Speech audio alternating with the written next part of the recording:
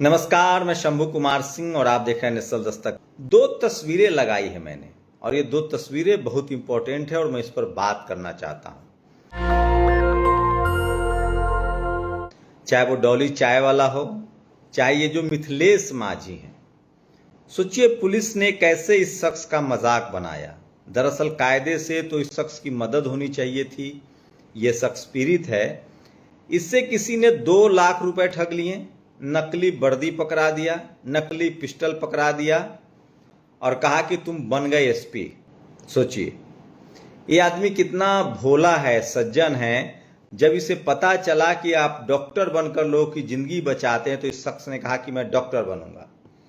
लेकिन इनका मजाक उड़ाया गया, इनको बदनाम किया गया, पुलिस कस्टडी में लाया गया, रील्स बनाया गया, इनकी दुनिया को आइडेंटिटी बताई गई और सोशल मीडिया पर तमाम तरह के लोग हैं जो इनके बारे में हंस रहे हैं, मजाक उड़ा रहे हैं। इनको ठगा गया, मिथिलेश माझी को ठगा गया, इनका पैसा ठगा गया। एक सज्जन आदमी को, सीधे आदमी को जो दुनियादारी नहीं जानता है, जो होशियारी नहीं जानता है, जो चालाक नहीं है, शातिर नहीं है, उसको किस तरह से ठगा गया। और इस देश का सिस्टम देखिए कि उसी को पुलिस मजाक बना रही है। आप कल्पना कीजिए कि कहीं गलती से इस शख्स से कोई क्राइम हो जाता तो क्या होता। तो क्या लगता है आप लोगों को, उनकी गिरफ्तारी होनी चाहिए जिन लोगों ने इसको ठगा, इनको बेवकूफ बनाया। अब आप कहेंगे कि ये इनकी गलती है कि बेवकूफ बन गए, तो ये ठीक वैसे ही है। भारत में ये माझी समाज से हैं, एससी समाज से हैं, महादलित समाज से हैं। इस देश में 90% लोगों को स्कूल कॉलेज नहीं जाने दिया गया।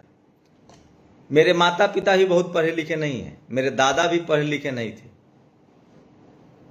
जिनको नहीं पढ़ने लिखने दिया गया, जिनको सिस्टम ही नहीं जानने दिया गया, जिनको मजदूर, मजबूर, लाचार, बेबस बना के रख दिया गया, उनको आपकी जिम्मेदारी है कि उनको रास्ता दिखाए। मान लीजिए, चलिए आपके घर का एग्जाम्पल है, आप 2 भाई हैं, 4 भाई हैं, बहन है, भाई हैं, कोई घर है। मान लीजिए किसी वजह से बहुत सारे इस तरह की गड़बड़ियां हैं न्यूरो सिस्टम में, आपके घर में कोई बच्चा एबनॉर्मल हो गया, जिसको आजकल दिव्यांग कहते हैं, स्पेशल बच्चा हो गया। क्या आप उसकी जमीन ठग लेंगे, उसको बेवकूफ बनाएंगे, उसको मारेंगे, पीटेंगे, इस तरह से उसको बेवकूफ बनाएंगे, या आप उसकी मदद करेंगे, आप उसका सहारा बनेंगे? क्या करेंगे आप? लेकिन भारत में जातिवादी सोच, मनुवादी सोच या असंवेदनशीलता कहिए कि इस शख्स का मजाक उड़ाया जा रहा है। अब दूसरे शख्स को देखिए, इस शख्स का नाम है हिमांशु मिश्रा, पढ़ा लिखा। ये खुद शख्स कह रहा है कि मैं आईआईटी में दाखिला लेना था मुझे। ये शख्स सट्टेबाजी, मतलब एक पढ़ा लिखा लड़का 96 लाख रुपए हार गया। पढ़ा लिखा है, आईआईटीएन है, अच्छे परिवार से है, 96 लाख रुपया जुआ खेल के हार गया, सट्टा में हार गया। इसके प्रति सिंपैथी है, इसको महिमा मंडित किया जा रहा है। यही जातिवाद है मीडिया का, सिस्टम का। इस देश में जिन लोगों को जाति बनाकर, जातियों में बांटकर पढ़ने लिखने नहीं दिया गया, जिनको मानसिक रूप से विकसित नहीं होने दिया गया, शारीरिक रूप से, क्या कहा जाता है कि अगर आपको शरीर मजबूत करना है तो फिजिकल वर्क कीजिए, एक्सरसाइज कीजिए, दिमाग मजबूत करना है तो आप पढ़ाई लिखाई कीजिए। सोचिए इस देश में मान लीजिए आपके घर में 2 बच्चा है, एक को आप सतपुरा के घने जंगल में छोड़ दीजिए, पैदा होते हैं पल भर जाएगा, और एक को आप सैन फ्रांसिस्को या मुंबई में किसी बढ़िया स्कूल में, अंग्रेजी स्कूल में, फ्रेंच स्कूल में पढ़ाइए। आज जब दोनों 20 साल 25 साल का हो तो दोनों को एक साथ खड़ा कीजिए। किसका डेवलपमेंट ज्यादा होगा, शारीरिक, मानसिक? लेकिन इस देश की जातिवादी, मनुवादी व्यवस्था आपको सोचने नहीं देती है। आपको जाति से निकलकर सोच नहीं सकते हैं, इंसान बनना आपके बस की बात नहीं है। तो सोचिए जो जातिवादी व्यवस्था है वो हिमांशु मिश्रा को पीड़ित दिखा रहा है कि ये पीड़ित है पीड़ित, लेकिन उसको किसी ने पीड़ित नहीं किया है, वो अपनी वजह से पीड़ित है, अपने बुरी आदतों की वजह से पीड़ित है। लेकिन मिथिलेश माझी को किसी ने ठगा है, धोखा दिया है, फ्रॉड किया है, उसके सीधापन को ठगा है, उसके भोलेपन को ठगा है, उसकी मासूमियत से धोखा किया है। जिसको पढ़ाई लिखाई, परिवार, पैसा सब मिला, वो अपने बुरी आदतों की वजह से 96 लाख रुपए कर्ज में चला गया। लेकिन अब उसको सारे टेलीविजन चैनल्स के लोग, उसकी जाति का एक पत्रकार है जो शो करता है, वो मिला, उसने उसको बहुत ज्यादा सिंपैथाइज किया क्योंकि उसका नाम हिमांशु मिश्रा था। जरूरत थी, ठीक है, अच्छी बात है। उसके बाद उनको स्टार बनाया जा रहा है और हो सकता है उनके समाज में इतनी मजबूती है कि वो उनको उस कर्ज से उबार भी ले। लेकिन सोचिए, इस देश के दलित, पिछड़े, किसान, आदिवासी, अल्पसंख्यक रोज बगैर इलाज के मरते हैं, FIR नहीं होता। आज की खबर बता रहा हूं, यूपी में एक दलित समाज की महिला का जमीन विवाद चल रहा था। जब 164 के बयान देने जा रही थी तो उसको एक्सीडेंट कर दिया गया, आज वो नहीं रही। ऐसे रोज होते हैं इस देश में, क्योंकि इस देश के सिस्टम में जो लोग बैठे हुए हैं, इस देश में जो लोग बैठे हुए हैं, उनके अंदर न तो परिवारवाद से उठने की ताकत है, न जातिवाद से उठने की ताकत है, और न संवेदनशील होने की ताकत है। और इसीलिए मिथिलेश माझी जैसे लोग मजाक के पात्र बन जाते हैं और हिमांशु मिश्रा जैसे लोग सिंपैथी मिलती है, मदद मिलती है। जो अपनी गलती से समाज पर बोझ बन जाए, देश पर बोझ बन जाए, परिवार पर बोझ बन जाए, जिसको सारी सहूलियत है, अपनी गलती से इकोनॉमिक वीकर सेक्शन के लोग गरीब हो गए बिना मांगे।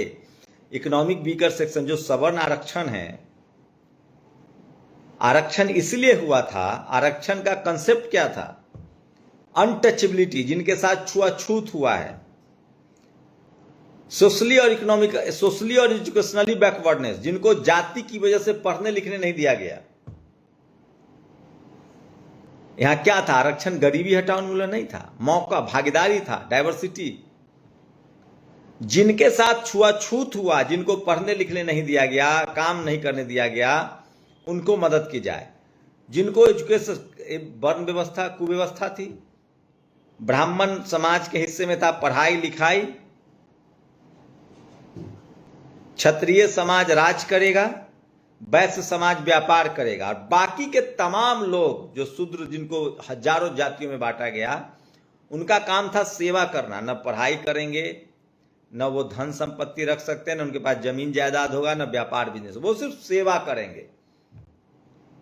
और एक अनटचेबल थे जिनको तो कुछ भी करने का अधिकार नहीं था, उनकी जिंदगी मतलब। लेकिन जो लोग इकोनॉमिक वीकर सेक्शन, जो लोग अपनी नाकामी की वजह से, अपने नकारापन की वजह से गरीब रह गए, उनको आरक्षण दे दिया गया। कोई धरना नहीं, कोई प्रोटेस्ट नहीं, लेकिन जाट, पटेल, मराठा, गुर्जर आरक्षण मांगते रहे, नहीं मिला। अब आपको एक और बताते हैं, डॉली चाय वाला। मैं लगातार देखता हूं कि जनरल कैटेगरी के लोग डॉली चाय वाले के बारे में लिखते हैं कि देखिए पढ़ लिख के क्या कीजिएगा, चाय बेचने वाला अमीर हो गया। आप कल्पना कीजिए कि अगर डॉली चाय वाला एक प्रिविलेज कास्ट का होता, उस जाति का होता जिसके लोग मीडिया में हैं, जुडिशियरी में हैं, ब्यूरोक्रेसी में हैं, बिजनेस में हैं, अखबार, टीवी जो बोलने का काम करते हैं, तो डॉली चाय वाला की मिसाल दी जाती कि देखो एक चाय बेचने वाले ने भी कैसे, ये है हमारा DNA, ये है हमारा जीन्स। चाय बेचने वाले ने कैसे दुनिया फतह कर ली।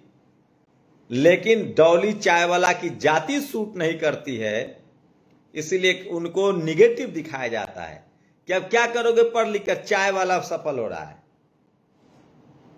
एक प्रधानमंत्री थे, क्या कहा गया? चाय वाले का बेटा प्रधानमंत्री बनेगा।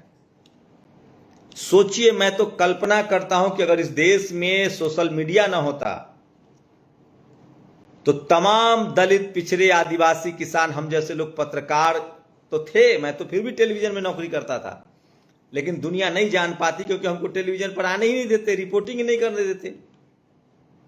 हमारे मुद्दों के साथ कौन हमको बात करने देता? तो शुक्रिया कहिए सोशल मीडिया का, जिसकी वजह से डॉली चाय वाला हो और तमाम किसानों के बच्चे सोशल मीडिया पर अपना झंडा गाड़ रहे हैं, क्योंकि टैलेंट तो है, मौका नहीं मिल रहा था। पूरी बातचीत पर आप, मेरी राय पर आप अपनी प्रतिक्रिया जरूर दीजिए। शुक्रिया। नेशनल दस्तक की आपसे गुजारिश है कि अगर इसको बचाना चाहते हैं तो नेशनल दस्तक को सब्सक्राइब करने के लिए रेड कलर के सब्सक्राइब बटन को दबाएं, फिर बेल आइकन की घंटी दबाएं। नेशनल दस्तक को बचाने के लिए बहुत जरूरी है कि हर खबर को शेयर करें, लाइक करें, कमेंट जरूर करें।